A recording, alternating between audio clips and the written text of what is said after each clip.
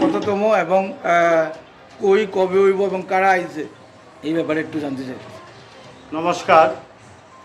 কলামণ্ডলের ৩৯তম বাৎসরিক অনুষ্ঠান আমরা শুরু করেছি ২০শে মে থেকে।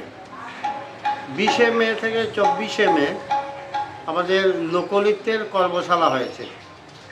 এই কর্মশালা শিলচরের সৌমিত্র শঙ্কর চৌধুরী উনি উপস্থিত হয়েছেন। উনি কর্মশালা পরিচালনা করেছেন।